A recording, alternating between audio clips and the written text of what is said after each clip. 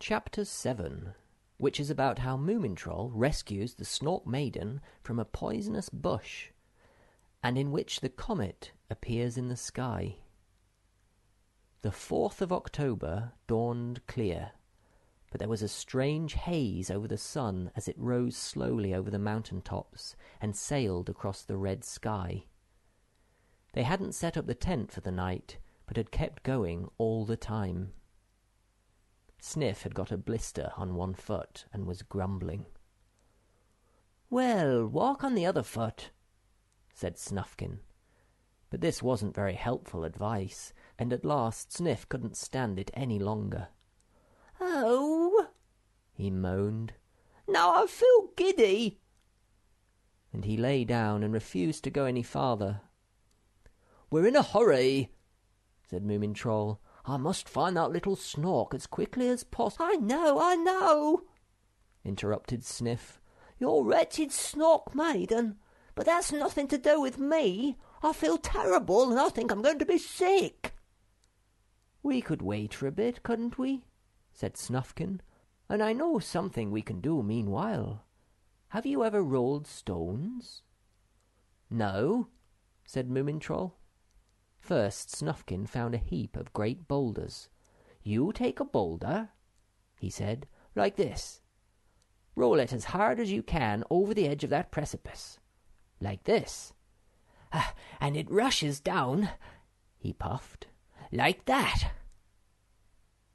Together they looked over the edge and watched the stone.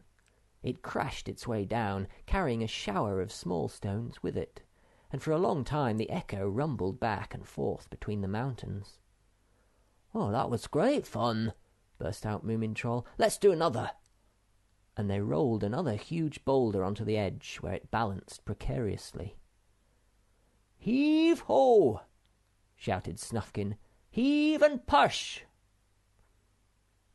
Away thundered the boulder, but, oh horror, Moomin Troll didn't have time to draw back, and before anyone realized what was happening, he was over the edge and falling swiftly in the wake of the boulder.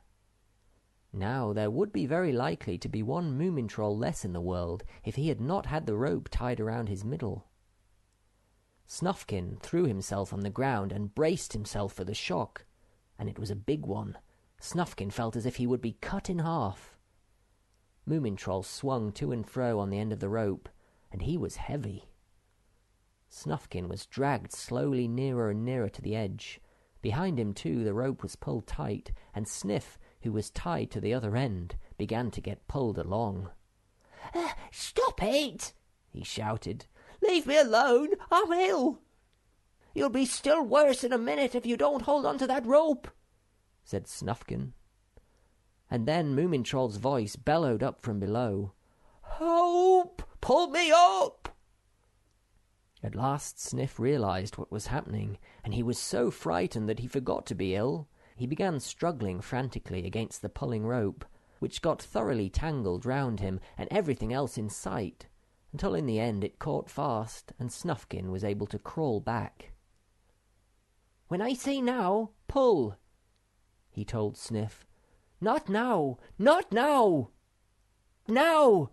And they pulled with all their might, until at last Moomin Troll appeared over the edge. First his ears, then his eyes, then his nose, then still more nose, and eventually the whole of him. "Well, strike me pink!" he exclaimed. "I never thought I should see you two again." "And you never would have done but for me," remarked Sniff complacently. Snufkin gave him a queer look, but didn't say anything, and they all sat down to recover themselves. "We've been stupid," said Moomin Troll suddenly. "You've been stupid," said Sniff. "Absolutely criminal," went on Moomin Troll, taking no notice. "We might easily have rolled one of those stones onto the little Snork Maiden." "If you did, she's flat by now," said Sniff, quite unmoved. Moomin Troll was dreadfully worried. "Whoa, anyhow, we must go on now," he said dejectedly. "It's no good forgetting about the comet." So on they went.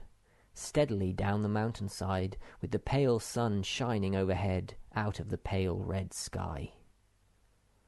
At the foot of the mountain, a clear, shallow stream with a sandy bed ran between the stones, and there sat the Hemulan, with his tired feet in the water, sighing to himself. Beside him was a large book called Moths of the Eastern Hemisphere, Their Behaviour and Misbehaviour. "Extraordinary," he was muttering. "Not one with a red tail. It might have been Diderophormia archimboldes, but that is very common. It has no tail at all." And he sighed again. Just then Moomin Troll, Snufkin, and Sniff popped out from behind a rock and said hello. "Oh, you frightened me," gasped the Hemulan. "So it's only you three again. I thought it was another avalanche. This morning was terrible." "What was?" asked Sniff. "The avalanche, of course," answered the Hemulan. "Quite terrible. Rocks the size of houses bouncing about like hailstones. My best glass jar was broken, and I myself had to move quite quickly to get out of the way." "I'm afraid we happened to knock a few stones down as we were passing," said Snufkin. "It's so easily done walking on these tracks." "Do you mean to say it was you who made the avalanche?" said the Hemulan. "Well, yes, sort of," Snufkin answered. "I never thought very much of you," said the Hemulan slowly, "and now I think even less. In fact, I don't think I want to know you any more." And he turned away and splashed some water over his tired feet. Snufkin and the others didn't quite know what to say, so they kept silent. After a while, the Hemulan looked over his shoulder and remarked, "Haven't you gone yet?" "We're just going," said Moomin Troll. "But first, I feel it's my duty to ask you if you haven't noticed something odd about the colour of the sky." "The colour of the sky?" asked the Hemulan innocently. "Yes," said Moomin Troll. "That's what I said." "Why ever should I?" said the Hemulan. "It can be spotted fox, all I care. I hardly ever look at it. What worries me is that my beautiful mountain stream is nearly dried up. If it goes on like this much longer, I shan't be able to splash my feet." And he turned away again, muttering and growling to himself. "Come on," said Moomin Troll. "I think he'd rather be alone." The ground was getting softer to walk on. It was thick with lichen and moss, and a few shy flowers peeped out here and there, while below them the dark carpet of the forest looked quite near. "We'll make straight for this flowering valley of yours," said Snufkin, "because we must get there before the comet comes." Moomin Troll looked at his compass. "I think there's something wrong with this thing," he said. "It's dancing about like a midge over water." "It's the comet's fault, I expect," said Sniff. "We shall have to go by the sun," said Snufkin, "though it doesn't seem to be much use either just now." A little farther down they came to a tarn, which had sunk so low in its stone basin that the sides were too steep for them to get down and have a swim. There was a rim of weeds and rushes some feet above the water level, and it was still wet. "Funny," said Snufkin with wrinkled forehead. "The water's sinking as much and as quickly as that." "There must be a hole in the bottom," said Sniff, "for the water to run out of." "The Hemulan stream had sunk too," said Moomin Troll. Sniff looked anxiously into their lemonade bottle, but to his relief that seemed to have as much in it as before. "I can't understand it," he said. "Never mind, Sniff," said Moomin Troll. "Perhaps it's better if you can't. Come on now." Just then they heard a cry for help. It came from the wood just ahead of them, and they set off at top speed to the rescue. "All right," shouted Snufkin. "We're coming." "Not so fast!" panted Sniff. "Ow!" For he had fallen over and was being dragged along on his nose by the rope, which still tied the three of them together. But the others didn't stop until they too were brought up nose to nose on each side of a tree with the rope hucked across its trunk. "Darned rope!" Moomin Troll said angrily. Sniff was shocked. "Oh!" he gasped. "You swore!" Moomin Troll ignored him, and hacking at the rope with his knife, muttered something about it being the Snork Maiden who had called. The moment he was free, he set off again as fast as his short legs would carry him. The next minute, the Snork came panting up, green with terror. Snufkin didn't recognize him at first, because, as you may remember, the Snork was mauve when they had met before. "Hurry!" he screamed. "My sister! A terrible bush! It's eating her up!" And to their horror, they found that this was actually the case. A poisonous bush of the dangerous Angostura family had got hold of the little Snork Maiden's tail, and was now dragging her towards it, while she uttered shrill cries and struggled with all her might. "Miserable bush!" cried Moomin Troll, and brandishing his penknife, the new one with a corkscrew and an instrument for taking the stones out of horses' hooves, he circled round it, shouting rude names such as "Earthworm," "Scrubbing brush," and "Rat-tailed pest." The bush glared at Moomin Troll with all its greeny yellow flower eyes, and at last let go of the Snork Maiden and stretched its twining arms towards him instead. Snufkin and the others watched the wild battle that followed, hardly daring to breathe. Moomin Troll lunged about, with his tail beating angrily, and all the time he attacked the Angostura's waving arms. A howl of terror was heard from the spectators when one of the green arms twisted itself round Moomin Troll's nose. But it changed to a triumphal war cry when he chopped off the arm with a single blow. Then the fight became more violent. The bush was trembling all over, and Moomin Troll was quite red in the face with fury and effort. For a long time you could see nothing but a whirl of arms, tail, and legs. The Snork Maiden found a big stone, which she threw into the middle of the fight, but as the stone hit Moomin Troll in the tummy, it didn't help much. "Oh dear," moaned the Snork Maiden. "I've killed him."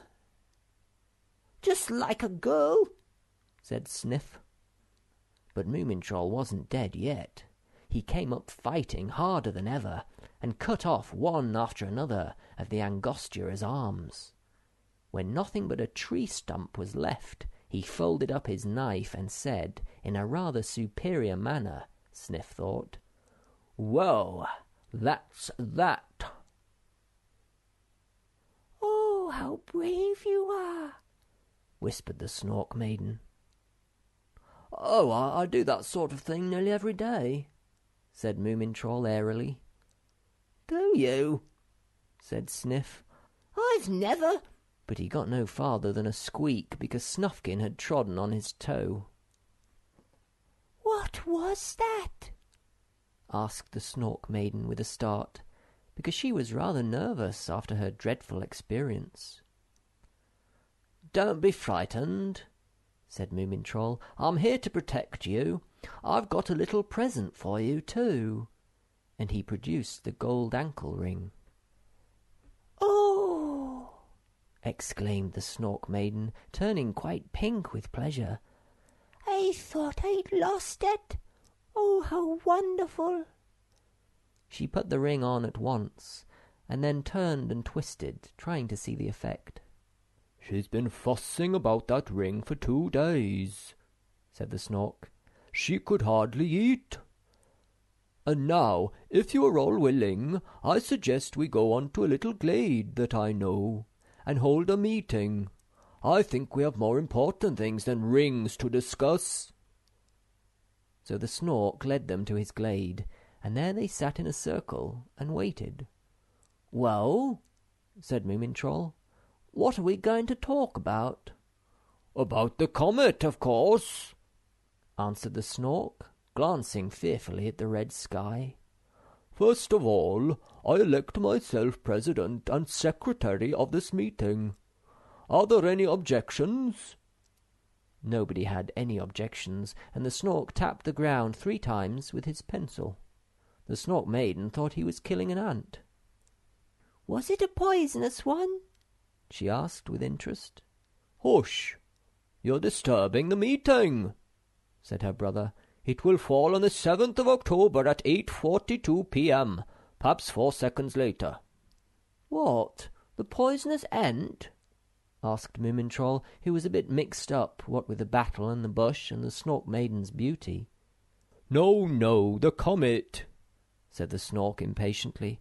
"Now we must ask ourselves what should be done." "We thought we'd go home as quickly as possible," said Moomin Troll. "I hope you and your sister will come with us." "Oh, I shall have to think it over," answered the Snork. "We can go more deeply into the question at the next meeting." "Listen," interrupted Snufkin. "This has got to be decided at once. It's the 4th of October today, and it's already afternoon. We have exactly 3 days to reach Moomin Valley." "Do you live there?" asked the Snork Maiden. "Yes," said Moomin Troll. "It's a wonderful valley, and just before we left I made a swing, and Sniff has discovered a magnificent cave that I shall show you." "Wait a minute," said the Snork, tapping the ground again. "Keep to the point, please. Now, is it possible for us to reach there before the comet? And if so, can we be safe in this valley of yours?" "Well, it's been all right up to now," said Sniff. "Mamma will think of something," said Moomin Troll. "You must see the cave where I've buried my pearls." "Pearls?" burst out the Snork Maiden excitedly. "Could ankle rings be made out of pearls?" "Well, I should think they could," said Moomin Troll. "Ankle rings and nose rings and earrings and engagement rings."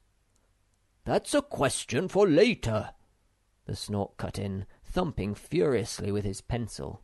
"Be quiet now. My dear sister, there are more important things in the world than nose rings." "Not if they're made of pearls," said the Snork Maiden. "Now you've broken the point of your pencil again. Doesn't anybody want to eat this evening?"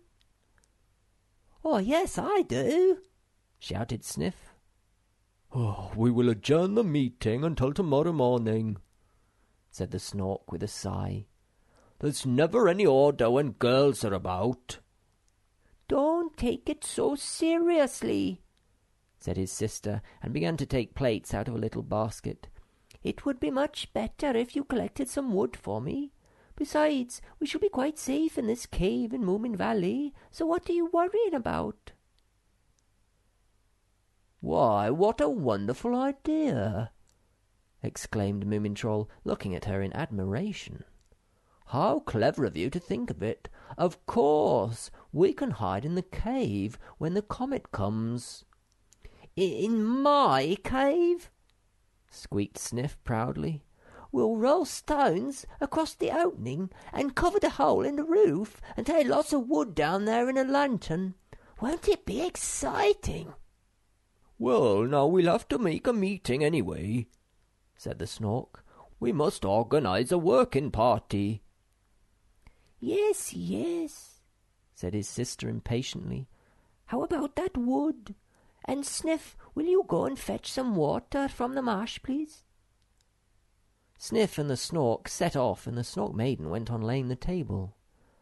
"Moomin Troll, will you pick some flowers for the table?" she said. "What colour would you like?" he asked. The Snork Maiden looked at herself and saw that she was still pink. This had come over her when Moomin Troll gave back the ring, you remember. "Well," she said. "I think blue flowers would suit me the best." So Moomin Troll trotted off to find some. "And what can I do?" asked Snufkin. "Play something for me, please," said the Snork Maiden. So Snufkin took out his mouth organ and played a song about the blue horizon. It was a long time before the Snork came back with the wood. "Well, there you are at last," said his sister. "It took quite a time," said the Snork, "because of course I had to find pieces that were all exactly the same length." "Is he always so particular?" asked Snufkin. "He was born like that," said the Snork Maiden. "Where's Sniff with the water?" But Sniff hadn't found any water. The marsh was dried up. Only a little mud lay at the bottom, and all the poor water lilies had died. He went farther into the wood and found a stream, but that was dry too. It was most extraordinary. At last Sniff returned, crestfallen, to the camp. "I think all the water in the world must have dried up," he said. "We must discuss the matter," said the Snork. But his sister had a better idea. "Sniff, don't you have a bottle of lemonade?" she asked. And when he brought one out, she emptied it into the saucepan with some berries, and produced the most wonderful fruit soup that you could imagine. But soup isn't the only thing we have to worry about," said the Snork thoughtfully. "There must be some reason why all the water has dried up." "It's probably because the sun is so hot," said Snufkin. "Or else the comet," said Sniff. And they all looked up at the sky. It was a dull red in the gathering darkness, and there, just above the treetops, something shone. A little red spark, like a distant star. It didn't move, but it seemed to flicker and burn as if it were very hot. The Snork Maiden shivered and crept nearer to the fire. "Oh dear," she said, "it doesn't look very friendly." and her colour slowly changed from pink to mauve. While they sat and looked at the comet, Moomin Troll came puffing up with a bunch of bluebells. "Oh, it wasn't very easy to find them," he said. "Thank you very much," said the Snork Maiden. "but I should really have asked for yellow flowers. You see, I've changed colour again." "Oh, dearie me," said Moomin Troll sadly. "Shall I find you some others?" And then he too caught sight of the comet shining over the treetops. No, don't bother," answered the Snork Maiden. "but please hold my paw. I'm frightened." "Oh, you mustn't be," comforted Moomin Troll. "We know it won't hit the earth for 3 days, and by that time we shall be home and snug in the cave. Now we'll eat your marvellous soup and then go to sleep." So the Snork Maiden ladled out the soup, and when they had eaten, they all curled up together on the mat which she had woven out of grass. The fire slowly died, but above the dark, silent wood the comet shone red and ominous.